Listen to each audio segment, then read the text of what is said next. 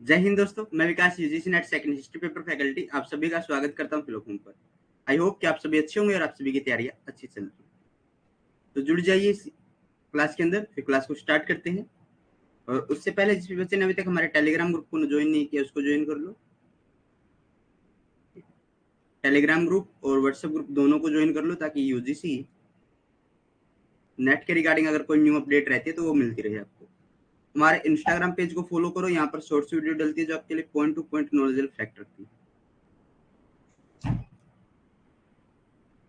और fill form पर class start हो चुकी है दिसंबर के रिगार्डिंग। अगर आप पेपर फर्स्ट बाय करते हैं, ओनली पेपर फर्स्ट, तो आपको 1999 रुपीज पे करना होता है। अगर आप ओनली सेकंड पेपर बाय करते हैं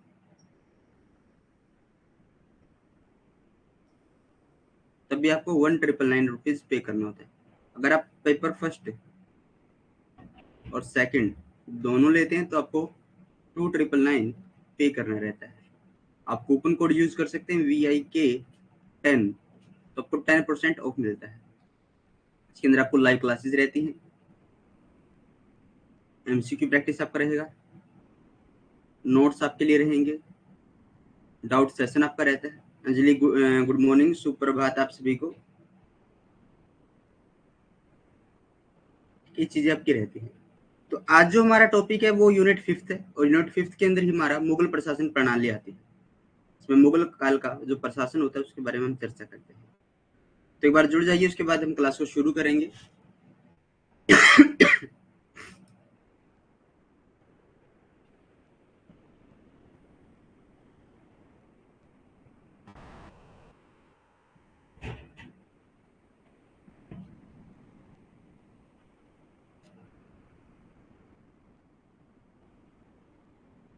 तो आई होप कि सभी आ चुके होंगे। क्लास को शुरू करते हैं। मुगल शासन प्रणाली। प्रिया good morning.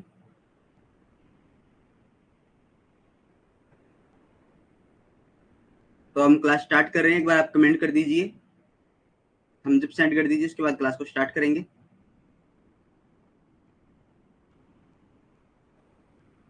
Yogendra Singh good morning, सुप्रभात भाई।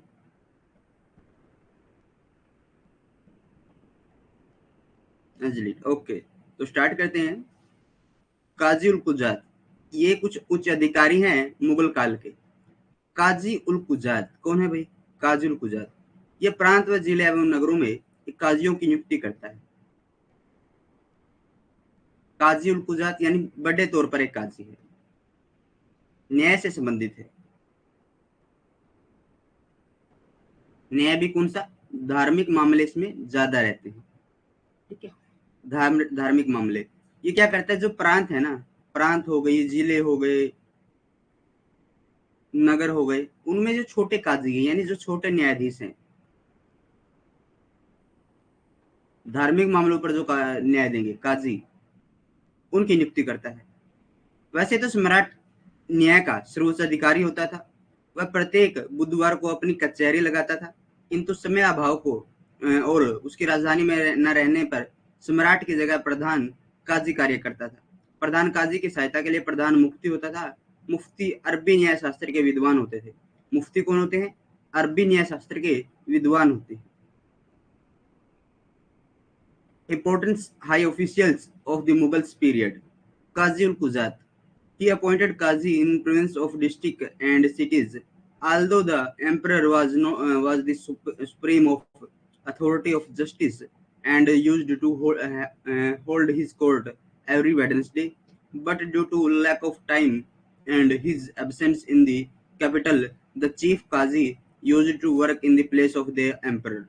There was a chief mufti assist the chief qazi. जो चीफ मुफ्ती होता है वो चीफ काजी उसको असिस्ट करता है। सॉरी, जो मुफ्ती है वो चीफ काजी को असिस्ट करता है।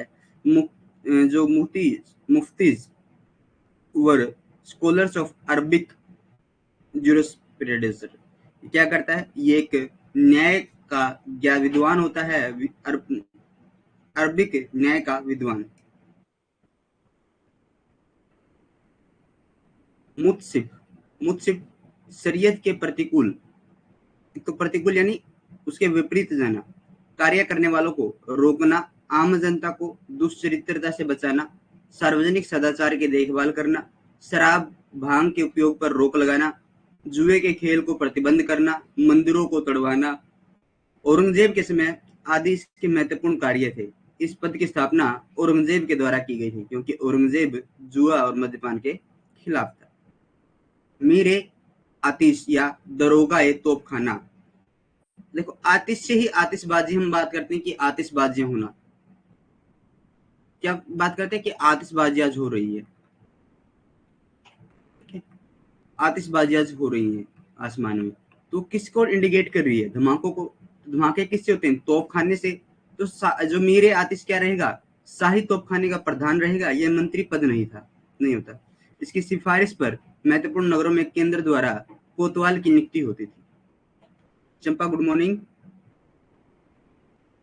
मुफ्तीस preventing those who commit act contrary to Syria, protecting the general public for bad character, taking care of public morality, banning the use of alcohol and cannabis, banning gambling, demolishing temples. During the time of Aurangzeb, etc., these work where its important work. This post was established by Aurangzeb. Mir Atish or Daroga Topkhana. He was the head of the Royal Artillery and did not hold the post of minister. On his recommendation, Kotwal was appointed by the center in the important cities. साहिब तोजीहे, ये एक सैनिक अधिकारी होता था। दीवाने तन, यह वेतन और जागीरों से संबंधित अधिकारी होता था। दरोगा या डाक चौकी गुप्तचर विभाग का होता था। देखो, दरोगा या डाक चौकी गुप्तचर विभाग है भाई। कहीं आप सूचना विभाग से लगा दो, उसको बोलो कि डाक चौकी आ रही है तो डाक चौकी सूचना विभाग होगा। नहीं, गुप्तचर विभाग से संबंधित था डाक चौकी, दरोगा या डाक चौकी। मीरे अर्ज, ये बादशाह के पास भेजे जाने वाले आवेदन पत्रों का प्रभारी होता था। मीरे बहर, यह जल सेना का प्रधान होता था। इसका प्रमुख कार्य है शाही नौकाओं की देखभाल करना था। जो शाही नौकाओं थी उनकी देखभाल कौन करता था? मीर बहर करता था। बहर यानी बह के ले जाएगी। क्या ले जाएगी? बहकर ले जाएगी। क्या? नौकाएं।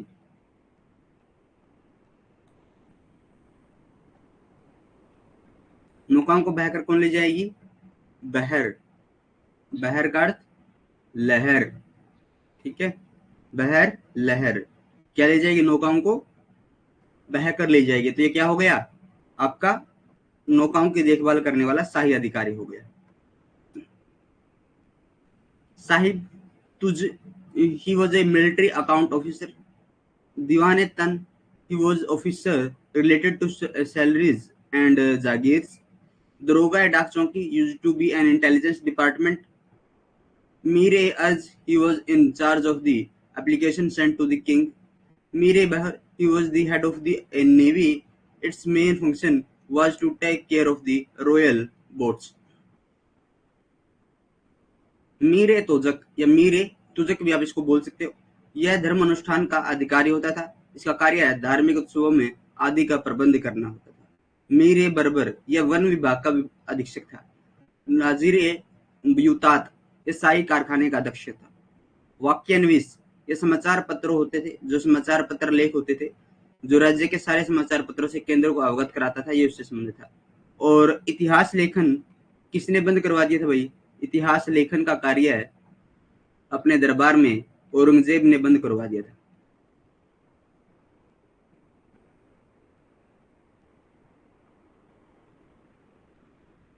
सर्वप्रथम अनुवादक विभाग किसने शुरू किया था?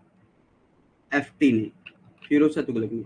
उसके बाद अनुवादक विभाग की स्थापना एक बार किसने भी की थी? अकबर ने भी की थी।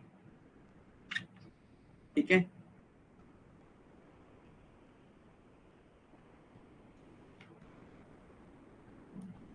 मीरे तोजक या फिर मीरे तुजक। He was the officer of religious rituals. Its function was to arrange religious festivals, etc. Mir e Bahar, he was the superintendent of the forest department. Nazir e Bayat, he was the superintendent of the royal factories. Vakyanvis, this was the news writer who kept the center informed about all the news of the state. ज्यादा नहीं हुआ है, अभी start हुई है class, थोड़ी देर हुई। खुफिया निवास, खुफिया निवास या गुप्त पत्र लेखक होते थे जो गुप्त रूप से केंद्रों को महत्वपूर्ण खबर पहुंचाते थे। परवानिच, क्या परवानिच, ऐसी आज्ञाओं को लिखने वाला जिस पर सम्राट के मुहर की आवश्यकता नहीं पड़ती थी। हरकारा, ये जासूस और संदेशवाहक दोनों होते थे। हरकारा जासूस और संदेशवाहक दोनों, ये बहुत तेज दौड़ते थे भाई। हरकारा जो होते हैं ना, तेज दौड़ने वाले होते थे।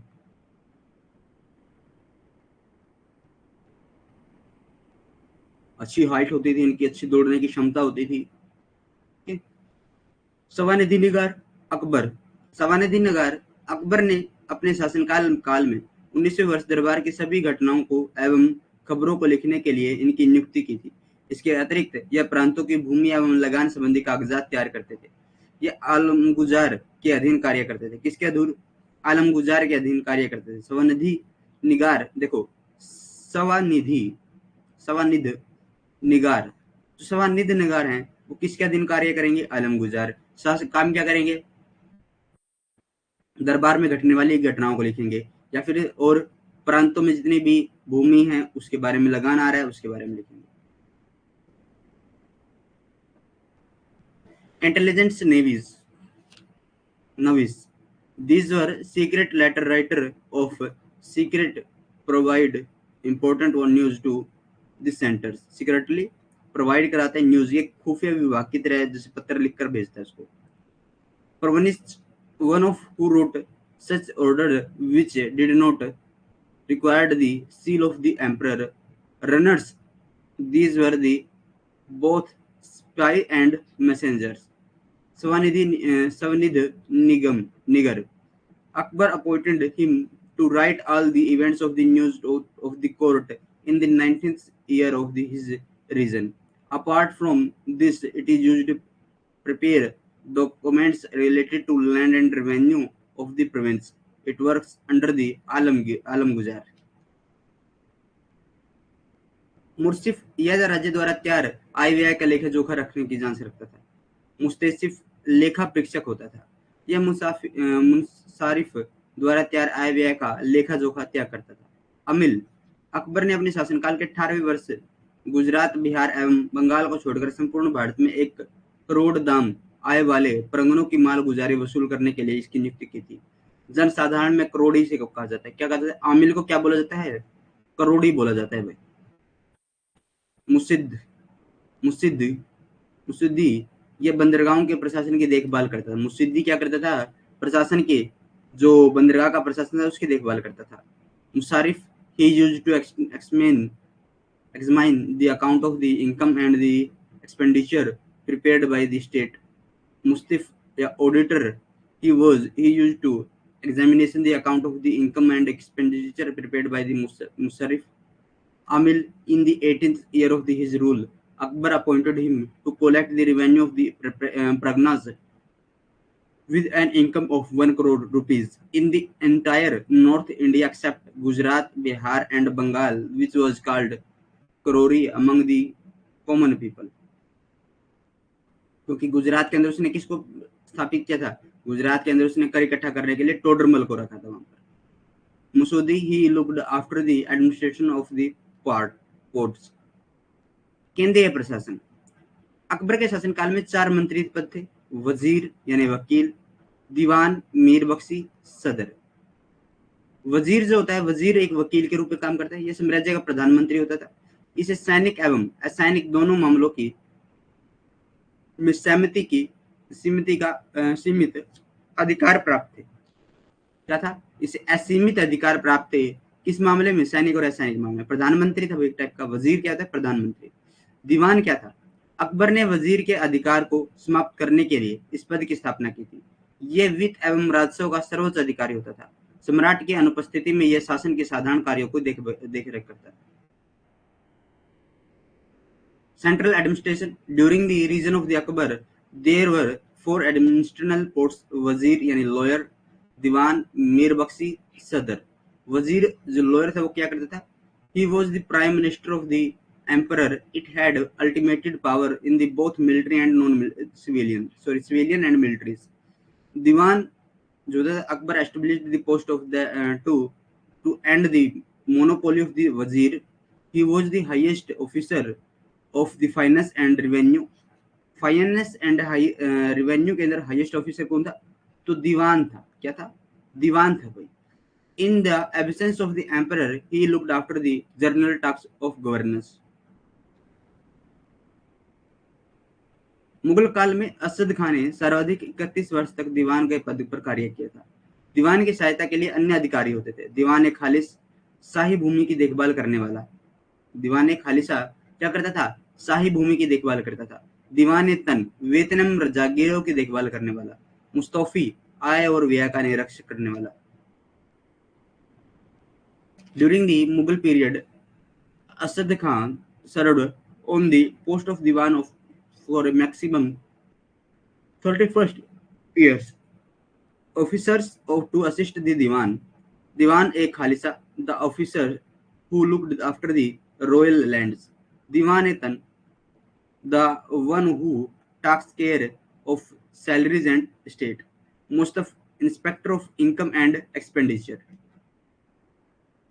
मीर बख्शी सैन्य अधिकारी होता था. सैन्य विभाग का उच्च अधिकारी होता था. इसका कार्य है सैनिकों की भर्ती करना, सैनिकों को हुलिया रखना, रसद प्रबंध करना, सेना को अनुशासन रखना. रसद होता है वो खाना उनके लिए, ठीक है. सेना के लिए खाने की व्यवस्था करना. सेना के लिए खाने की व्यवस्था करना क्या कहलाती है? रसद कहलाती है. जो भी इनकी भोजन सामग्री होती है, जो भी वो खाना खाते हैं, उसके बारे में उसकी जानकारी रखना, उसके संभाल के रखना, उसको रसद बोला जाता है. उसकी जानकारी कितना खाना है इनके पास, कितने समय तक रहेगा, उसका देख रेख कौन करता है? मीर बख्शी उसका देख रेख करता है. सैनिकों को हथियार के लिए हाथी, घोड़े आदि प्रबंधन एवं शाही महल की सुरक्षा, मनसबदारी व्यवस्था को सुचारू रूप से चलाने का कार्य किसका था? मीर बख्शी का था. मीर समा अकबर ने इस पद की स्थापना की थी. यह घरेलू मामलों का प्रधान होता था. यह सम्राट के परिवार महल तथा उसकी दैनिक आवश्यकताओं की पूर्ति करता था. इसके पास साम्राज्य के अंतर्गत आने वाले कारखानों का प्रबंध स्वतंत्र प्रभार था. मीर समा समा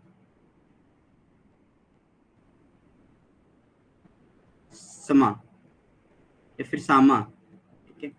सामा से आप लगा लो रामा. तो रामा क्या करेंगे? हमारे परिवार की क्या करेंगे? राम हमारे परिवार की देखभाल करेंगे. हमारा भोजन के बारे में, हमारे जितनी भी परिवार की कुशलता है, उसकी दैनिक आवश्यकताओं की पूर्ति करने के लिए कौन जिम्मेवार है? रामा जिम्मेदार है. राम जिम्मेदार, ठीक है. एज ए ट्रिक है ये, आप इसको याद कर सकते हैं ऐसे. और मुझे कमेंट करके बता सकते हैं कि चीजें समझ में आ रही है या नहीं आ रही है. Mir Bakshi was the highest officer of the military department. It was requirement of soldiers, maintaining of the appearance of the soldiers, logistic management and discipline in the army, management of the weapons, elephants, horse, etc. for the soldiers, and security of the royal palace to run the mansabdari system smoothly. अच्छा मुझे ये बताओ, हाथियों के स्वास्थ्य से संबंधित चर्चा किस ग्रंथ में है?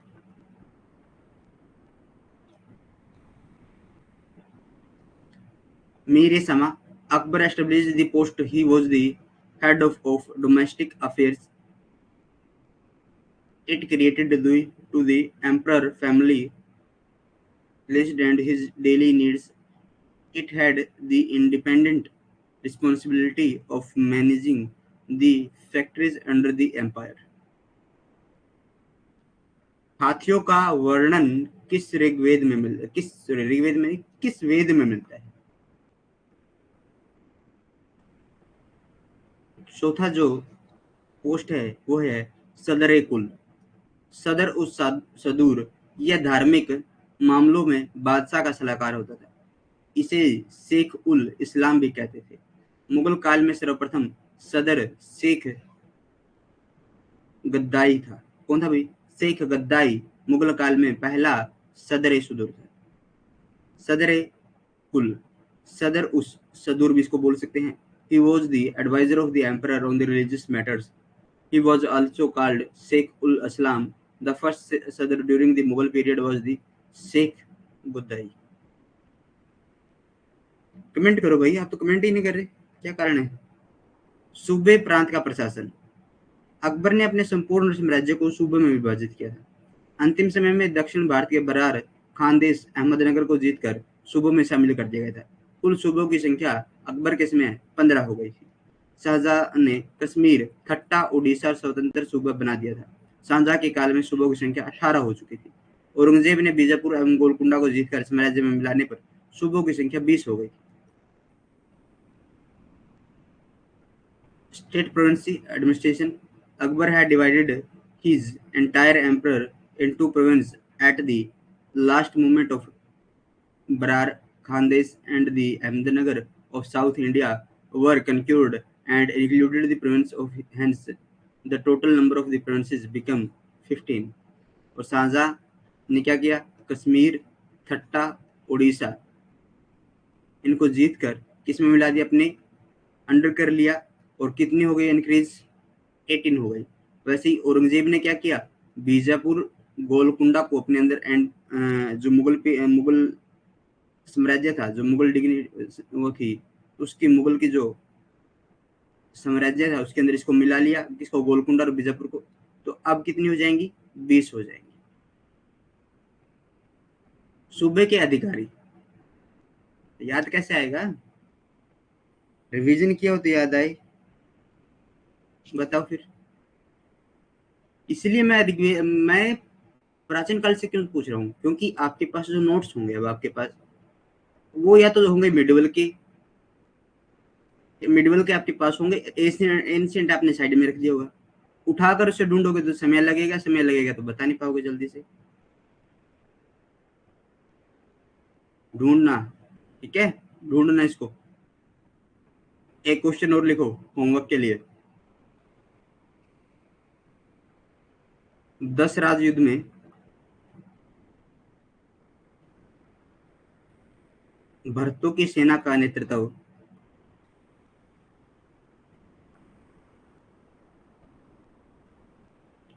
किसने किया था? ठीक है। और राजा सुदास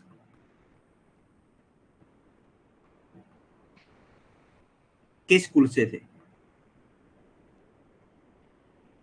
भरतवंशी तो थे ये, ठीक है, कुल भी था इनका। ये दो चीजें आपको मुझे बतानी है। इवनिंग वाली क्लास में पूछूंगा, याद कराना, ठीक है परमदीप? तुम्हारी जिम्मेदारी है ये।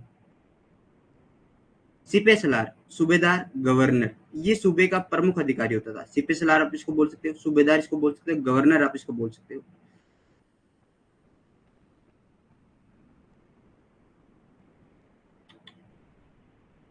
भरतों का फिर जो 10 राजा होंगे उनका नेतृत्व कौन करेगा? विश्वामित्र के खिलाफ लड़ा गया था यह युद्ध।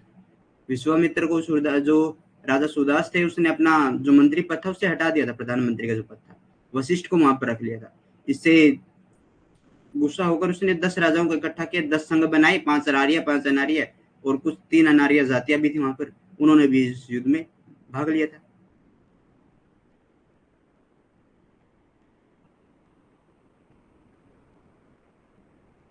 मेद, ठीक है चंपा, मेद वो व्यक्ति थे, भेद नहीं, मेद। असैनिक अधिकारी प्राप्त थे। मुगल काल में सूबेदारों को किसी भी राज्य से संधियां तथा सरदारों से मनसब प्रदान करने का अधिकार नहीं था। अपवाद गुजरात के सूबेदार टोडरमल को राजपूत से संधियां एवं मनसब प्रदान करने का अधिकार प्राप्त था।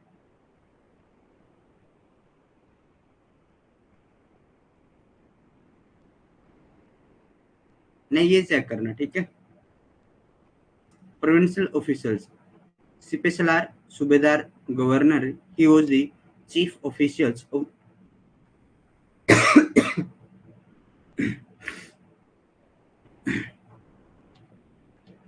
rights of the state during the Mughal period.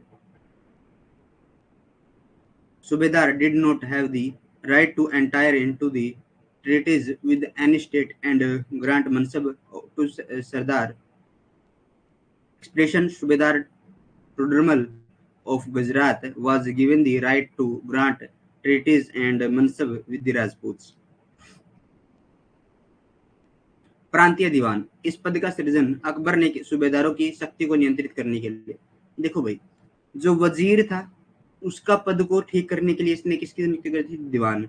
जो प्रांतों के अंदर सूबेदार थे उनकी नियुक्ति, उनके ऊपर लगाम लगाने के लिए किसकी नियुक्ति कर दी? प्रांतीय दीवान की नियुक्ति कर दी। इस पद का सृजन अकबर ने सूबेदारों की शक्ति को नियंत्रित करने के लिए किया था। ये सूबे का वित्त अधिकारी राजस्व प्रमुख था, जबकि सूबेदार कार्यकारिणी प्रमुख था। दीवान का कार्य भू राजस्व व अन्य करों की वसूली करना था, आय व्यय का हिसाब रखना। बिल्कुल, तो अंजलि का राइट आंसर है, रखना था। सूबे की आर्थिक स्थिति की सूचना केंद्रीय सरकार को देना होता था। सूबेदार व दीवान एक दूसरे पर नियंत्रण रखते थे। बख्शी बख्शी की नियुक्ति केंद्रीय मीर बख्शी के अनुरोध पर शाही दरबार द्वारा की जाती थी। बख्शी का मुख्य कार्य सूबे की सेना की देखभाल करना होता था। Province of Diwan, this post was created by the Akbar to control the power of the Subedar. He was the finance officer, क्या थे?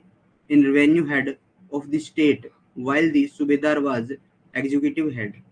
Their work of the Diwan was to collect and land revenue and the other tax, keep account of the income and expenditure, and give the information about the economic condition of the state to the central government.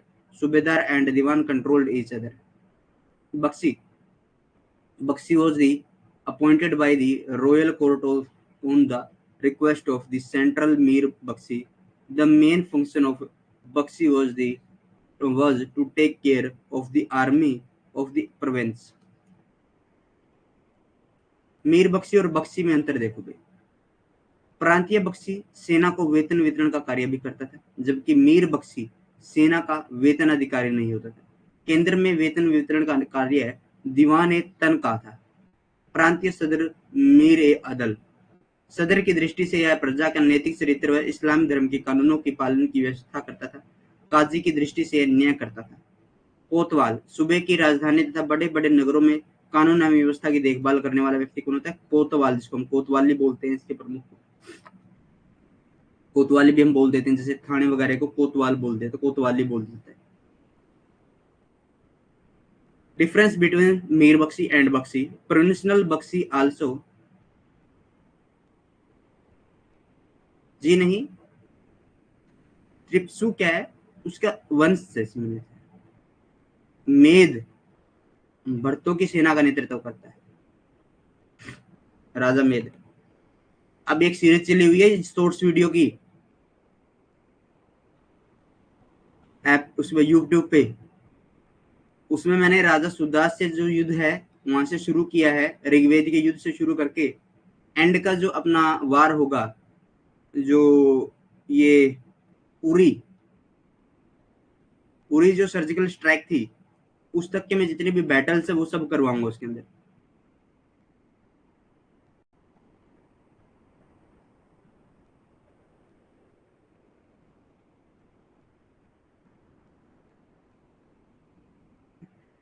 Time, इसका time कुछ नहीं है, आपको source video जाकर check करनी है। 30 second की आपको एक वीडियो मिलेगी, उसको देखना है, उसमें एक युद्ध कंप्लीट हो जाएगा। दूसरी 30 सेकंड की वीडियो देखोगे तो उसमें दूसरा युद्ध हो जाएगा। अभी तक मैंने 5 वीडियो जैसी डाल दी है वहां पर।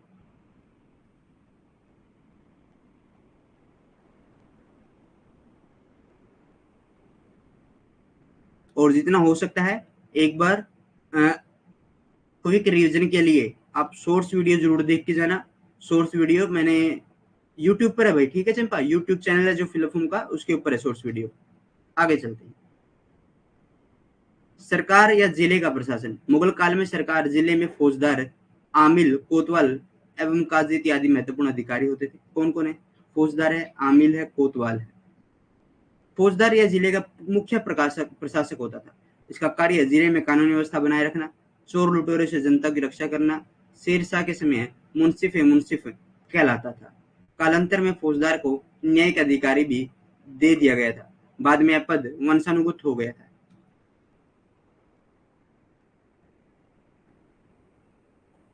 Government district administration during the Mughal period, important officials in the government यानी डिस्ट्रिक्ट में कौन कौन है? फौजदार, आमिल, कोतवाल, काजी। फौजदार क्या करता है? He was the chief administration of the district. Its function was to maintain law and order in the district and protect the public of the thieves and robbers. During the time of Sher Shah, it was called Munsifa. Over time, Faujdar was our time. Fauj was also given judicial powers and later this post become a heredity. Heredity का मतलब होता है hereditary, यानी ये वंशानुगत कर दिया, यानी जो इसका जो फौजदार का बेटा ही आगे फौजदार बनेगा, योग्यता समाप्त कर दी उसके ऊपर। आमिल या फिर मालगुजार, यह जिले का वित्त अधिकारी होता था। इसका कार्य लगान वसूल करना तथा कृषि व किसानों की देखभाल करना होता था। वीतिकची या फिर लिपिक क्लर्क आप इसको बोल सकते हो। ये भूमि व राजस्व संबंधी कागज तैयार करता था।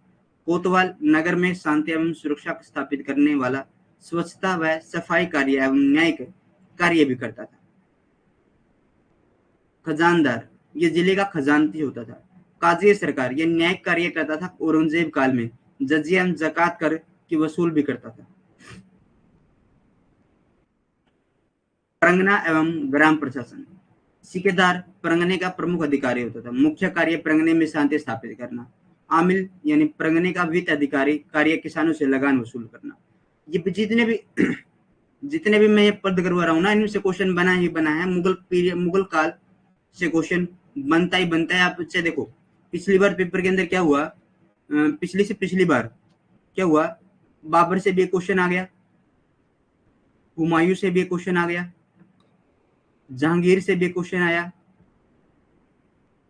ठीक है, और एक मिनट, अकबर से, फिर जहांगीर से क्वेश्चन आया, शाहजहां से क्वेश्चन आया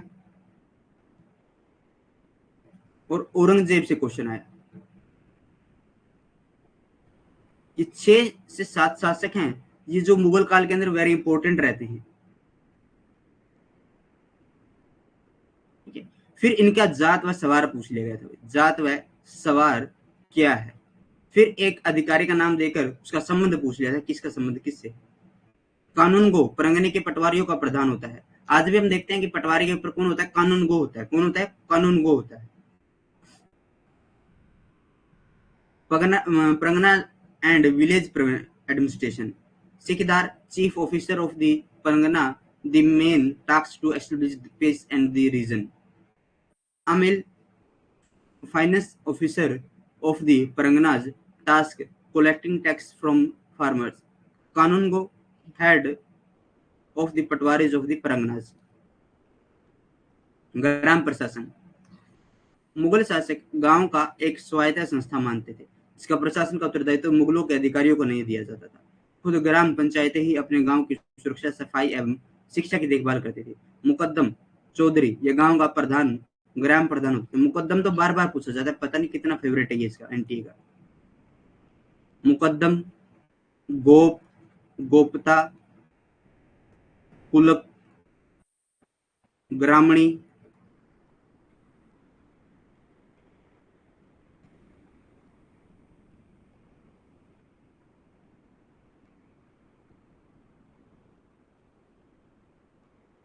वही टॉपिक किए हमने पेपर के अंदर जिनसे क्वेश्चन बनते हैं। आप एक बार पेपर उठा के देख लेना, ठीक है। वही चीजें मैंने करवाई आपको, कुछ भी ज्यादा नहीं करवाया। अगर आप एनटीए के हिसाब से सिलेबस करने बैठ जाए ना, एनटीए ने जो दिया है, 1 साल सिलेबस के अंदर लगेगी। पूरी एक साल लगेगी सिलेबस के लिए, और रिवीजन के लिए फिर नेक्स्ट 6 मंथ लगेंगे। अगली साल फिर पेपर देने के लिए जाना।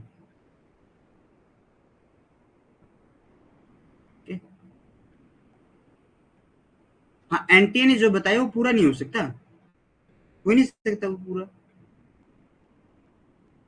आप टॉपिक उठा के लेके देख लेना, मैंने पाषाण काल करवाया है और सारी चीजें करवाई हैं, उन्हीं से क्वेश्चन बनते हैं।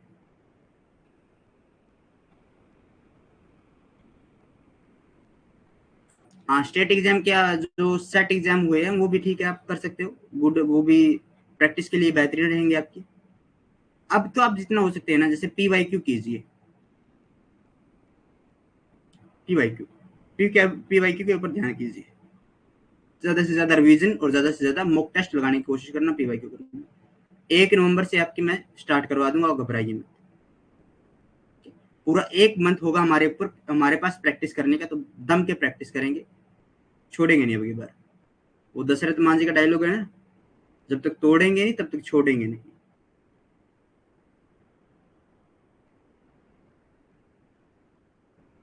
डेट्स याद हो जाती हैं अगर आप जोड़ के रखो।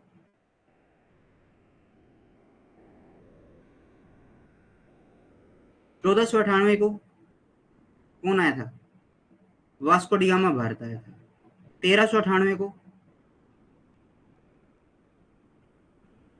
एक महान समाज सुधारक हैं जिनका जन्म हुआ था, बड़े ही दक्षिण भारत की मैं बात कर दूं, दक्षिण भारत के अंदर थे, शंकराचार्य। कोई नहीं कहेगा शंकराचार्य का जन्म 1398 में नहीं।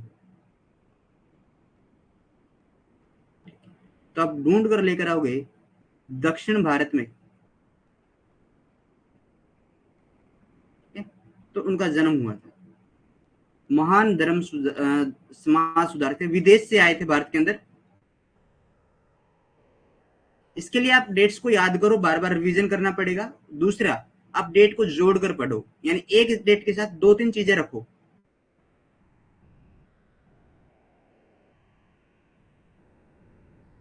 ठीक है, तो उसके रिगार्डिंग आपको करना है। Muqaddam chaudhari, he was the he is the village head of the village. बिल्कुल, 1498, 1502, 1524, यहीं पर मृत्यु हो गई थी 1524। खिल्लत, यह एक समान पोशाक थी जिसे बादशाह विशेष अवसर पर पहनाता था। अकबर ने अपने दूत भगवंत दास के साथ महाराणा प्रताप के लिए खिल्लत पोशाक भेजी थी, जिसे महाराणा प्रताप ने अकबर के सम्मान में पहना भी था।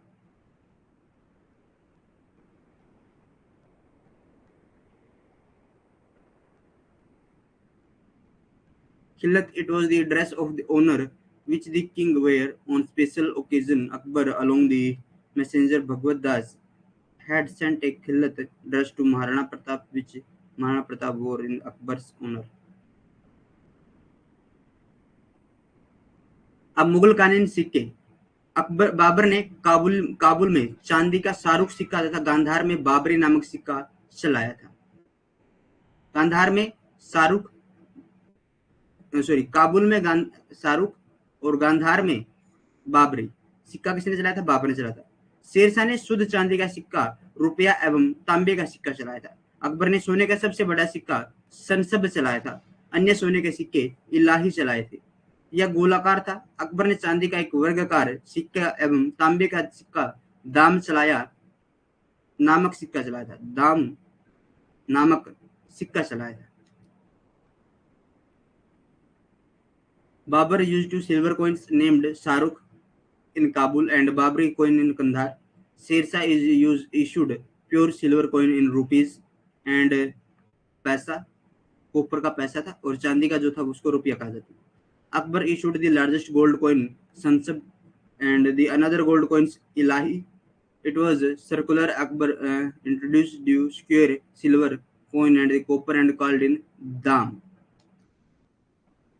अकबर ने अपने कुछ सिक्कों पर राम और सीता की मूर्ति का अंकन किया था। तांबे का सबसे छोटा सिक्का जीतल था। जहांगीर ने निसार नामक सिक्का चलाया था, और जहांगीर की सलीम है भाई, एकमात्र ऐसा मुगल शासक जिसने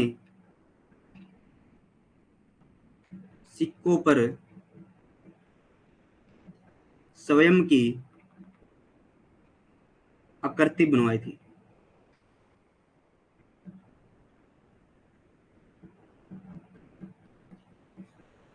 ठीक है,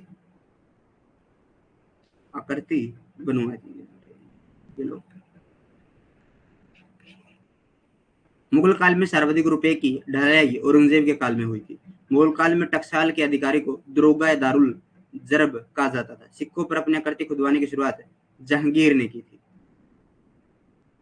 Akbar depict the idols of Ram and Sita on the sum of his coins. The smallest copper coin was Jital.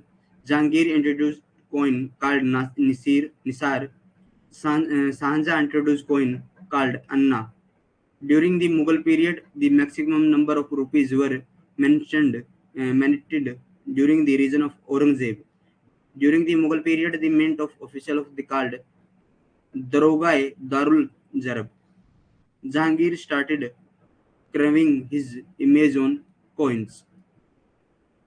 मनसबदारी व्यवस्था मनसबदारी व्यवस्था सरकारी सोपान व्यवस्था थी।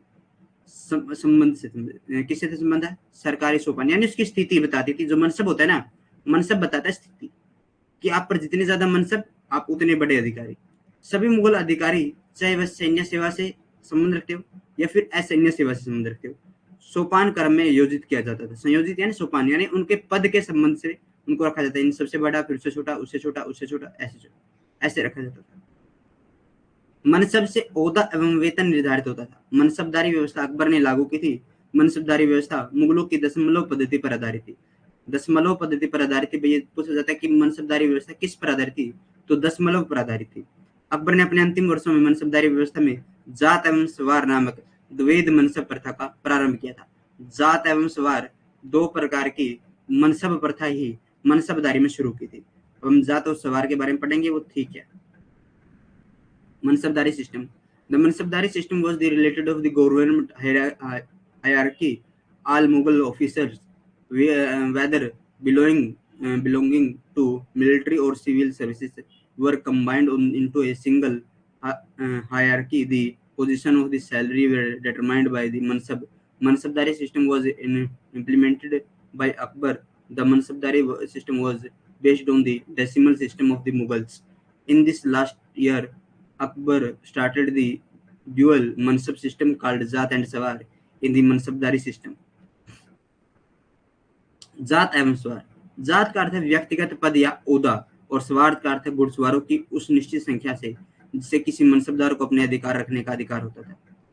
इस तरह मनसब शब्द का केवल सैनिक व्यवस्था का ही शब्द नहीं था, अपितु इसका अर्थ है वह पद जिस पर सैनिक और गैर सैनिक अधिकारी नियुक्त किए गए जाता था। दूसरे शब्दों में मनसब शब्द पद प्रतिष्ठा अथवा अधिकार प्राप्ति करने की स्थिति थी। इससे व्यक्ति का पद, स्थान और वेतन निर्धारित होता था।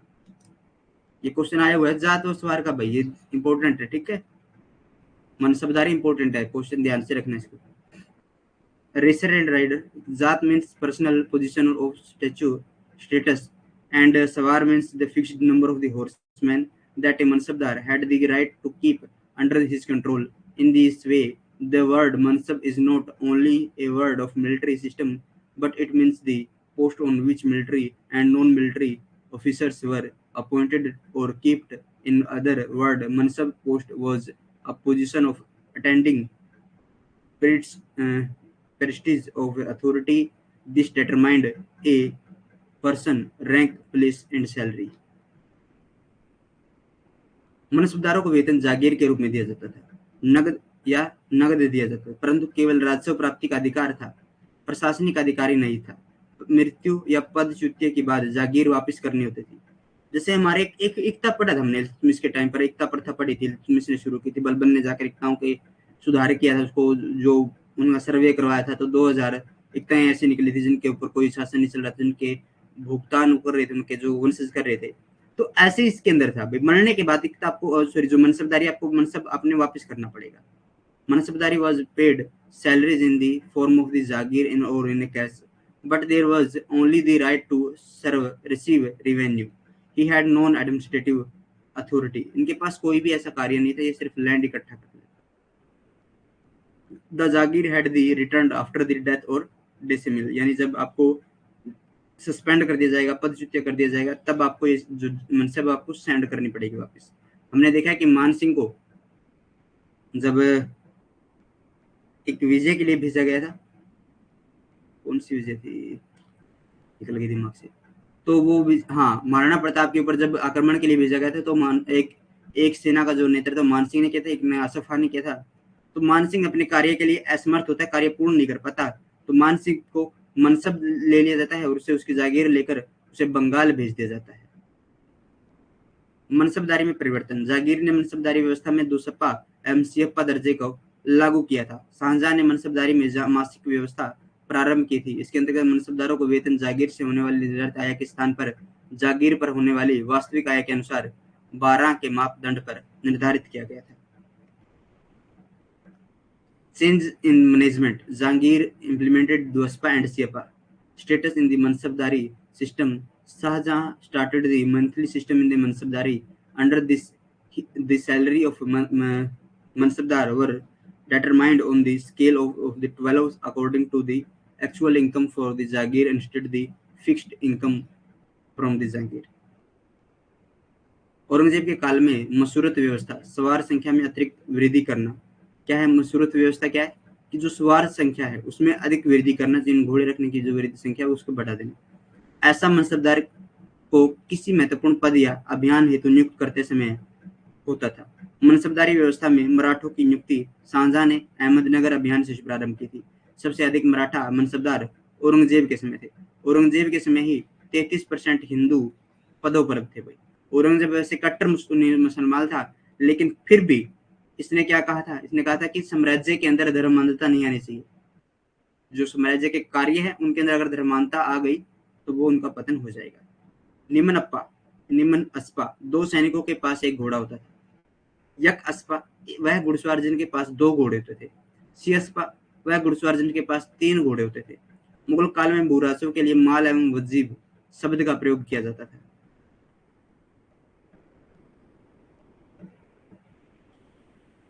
आईने दहसाल प्रथा। इस प्रणाली का वास्तविक प्रणेता टोडरमल था। भाई आईने दहसाल पद्धति किसने लागू की थी? टोडरमल ने की थी। मंसूर ने सहायता की थी। किसने की थी? मंसूर ने इसकी सहायता की थी। इसके अंतर्गत अलग अलग फसलों के विविध 10 वर्षों के उत्पादन और उसी समय की प्रचलित मूल्यों का औसत निकाला कर उसमें औसत का 1/3 हिस्सा राजस्व के रूप में वसूल किया जाता था। इस प्रणाली में 1/10वां भाग प्रत्येक वर्ष वसूल जाना था, जिसे माल हर साल कहा जाता था। माल हर साल 1/10 भाग वसूल किया जाता है। यानी अगर 10 फसल हुई है, यदि 10 ग्राम 10 केजी कोई फसल हुई है तो उसमें से 1 केजी टैक्स के रूप में देना होगा। प्रारंभ में दहसाल प्रणाली संपूर्ण राज्य में लागू नहीं की गई थी, बल्कि केवल उन्हीं क्षेत्रों में प्रचलित थी जिन क्षेत्रों में जब्ती प्रणाली प्रचलित थी। आईने दहसाल प्रणाली को दक्षिण भारत में शाहजहां के शासनकाल में मुर्शिद कुली खान ने लागू किया था। ये इंपॉर्टेंट है भाई। शाहजहां के काल में किसने? मुर्शिद कुली खान ने दक्षिण भारत में दहसाल प्रथा को लागू किया था। Ain e Desal. The real pioneer of the system was the Todermal, who was assisted by the Mansoor.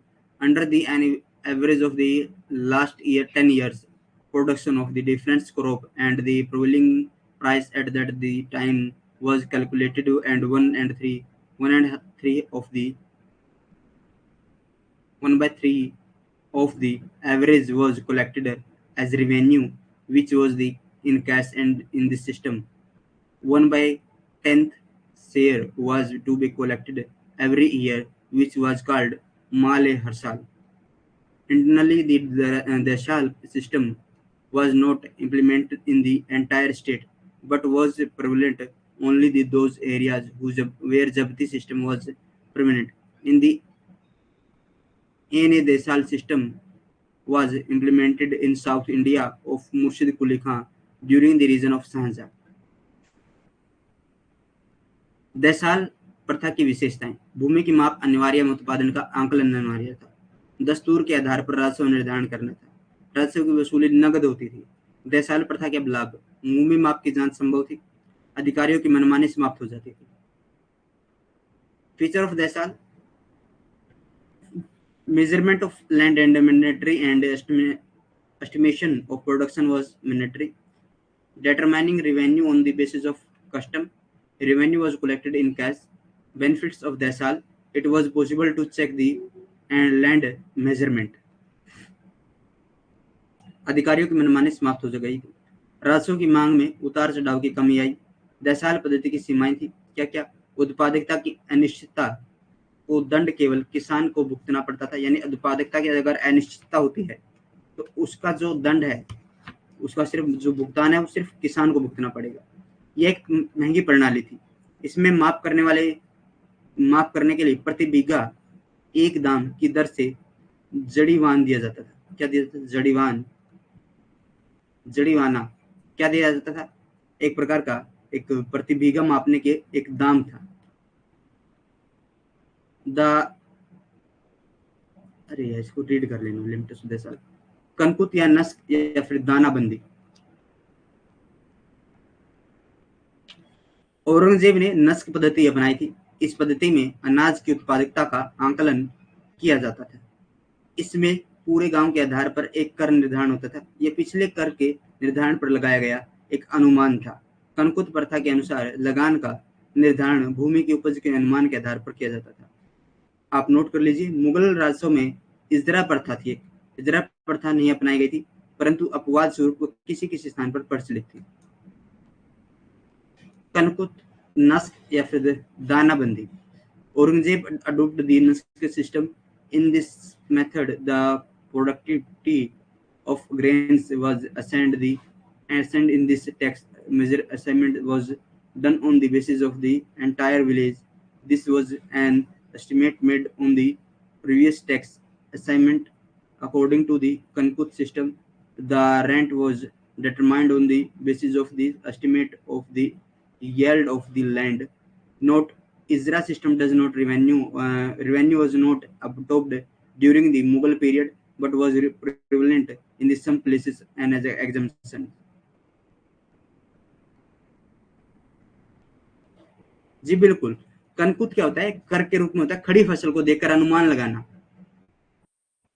कि आप गए गांव में, आपने देखा कि फसल अच्छी है, फसल देखी, फसल बिल्कुल अच्छी है, तो आपने कर डिसाइड कर दिया। कनकुत हो गया, जब्ती प्रणाली हो गई, मनसबदारी हो गई, ये सारी टैक्स से रिलेटेड तो है। जात हो गए, सवार हो गए, ये सारा सिस्टम इसमें तो है, एडमिनिस्ट्रेटिव सिस्टम में तो है ये। ठीक है, कर लिया जाता था बिल्कुल परमदीप। और तो लो फिर कर लिया जाता था आपका यूनिट 5-6 मैंने जब आपको दिल्ली सल्तनत करवाया था, दिल्ली सल्तनत के अंदर उनके क्वेश्चन के साथ करवा दिया था, उनकी स्थापत्यता कला, और उसी प्रकार इनके अंदर भी करवा दिया था। तो कल जो नेक्स्ट क्लास होगी, यानी अगली जो नेक्स्ट क्लास हमारी होगी, उसके अंदर हम सूफी एंड भक्ति मूवमेंट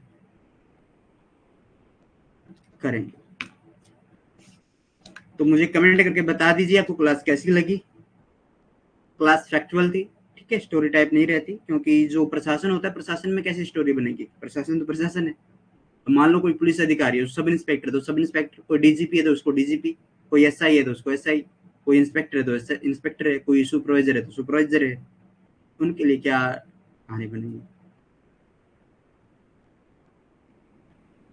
हाँ, 15 दिन और लगेंगे, 15 डेज। यूरोपियंस कंपनी का आगमन, इंडियन रिवोल्ट, और फिर उसके बाद हमारा जो नेशनलिज्म, फिर कांग्रेस, गांधी एरिया, ठीक है, गांधी एरिया, नेशनलिज्म, रिवोल्ट, और क्या करेंगे इसमें हम? संविधान, ठीक है, संविधान।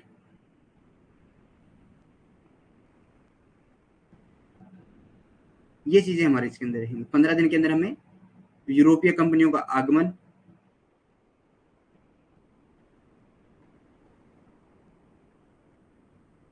हो जाएगा। मॉडर्न की डेट इतनी मुश्किल नहीं है, आप विश्वास रखिए, आपको डेट भी याद होंगे। एक चार्ट बनाइए डेट्स को लेकर, मॉडर्न का एक चार्ट बनाइए, डेट से लेकर एक चार्ट बनाइए, इसके अंदर इंपॉर्टेंट डेट रखिए। ऐसे नहीं कोई भी डेट डाल दी, इंपॉर्टेंट डेट। जैसे कोई कंपनी स्थापित हुई, ठीक है, कंपनी के बाद कोई फर्स्ट वायसराय आया, फिर लास्ट कौन आया, ये चीजें। उसके बाद कंपनी फर्स्ट कहां पर स्टार्ट की और वो किसके नेतृत्व में स्टार्ट की, ये चीजें आपको देखनी है। ठीक है, ऐसे करके आप डेट बनाइए। युद्ध, बैटल देखिए कि किस कंपनी का बैटल किसके साथ हुआ। जैसे हम देखेंगे कि युद्ध भी बैटल्स कंपनियों के बीच में युद्ध भी हों, उनको भी चीजें हम देखेंगे, वो चीजें भी आपको देखेंगे।